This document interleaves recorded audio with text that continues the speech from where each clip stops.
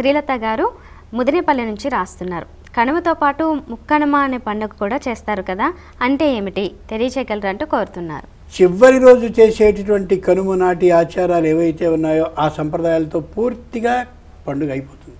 ఇది 3 రోజుల పండుగ మాత్రమే. భోగి, సంక్రమణం అంటే సంక్రాంతి, కనుమ అయిపోయింది.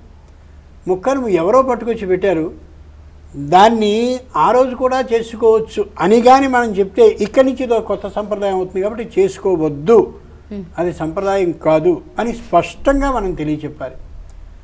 భారతీయ ధర్మశాస్త్రంలో చెప్పింది ఏంటంటే ఏది నిజం కాదో దాన్ని ఖచ్చితంగా చెప్పమంది, ఏది నిజమవునో దాన్ని కూడా అంత మొగమాటం లేకుండాను చెప్పమంది. ఎవరు ఏమనుకుంటారో అనే ఆలోచనతో చెప్తే సంప్రదాయాన్ని నష్టం చేసిన వాళ్ళం, సంప్రదాయాన్ని పాడు చేసిన వాళ్ళం అవుతాం.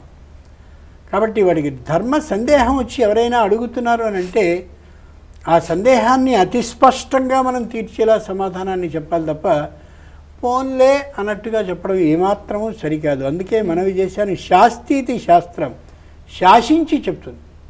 ఇంత ముక్కనుమ పండుగ కాదు, ముక్కనుమ పండుగ లేదు. గురుగారు చాలా సంతోషం అండి. ఇప్పటివరకు మీ విలువైన సమయాన్ని కేటాయించి కనుమ పండుగ యొక్క విశిష్టతతో పాటుగా సంక్రాంతి విశిష్టతను కూడా తెలియజేసినందుకు ధన్యవాదాలు. నమస్కారం. చూసారు కదా, ఇది ఇవాల్టి ప్రత్యేక ధర్మ సందేహాలు కార్యక్రమం. మరో చక్కటి కార్యక్రమంలో మళ్ళీ కలుసుకుందాం. మరి మీకు కూడా ఏవైనా ఆధ్యాత్మిక సందేహాలు కలిగినట్లయితే ఉత్తరాల ద్వారా, ఈమెయిల్స్ ద్వారా రాసి పంపించండి.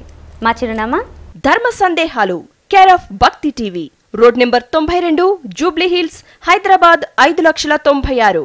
మా ఈమెయిల్ ఐడి bhaktihyd@gmail.com.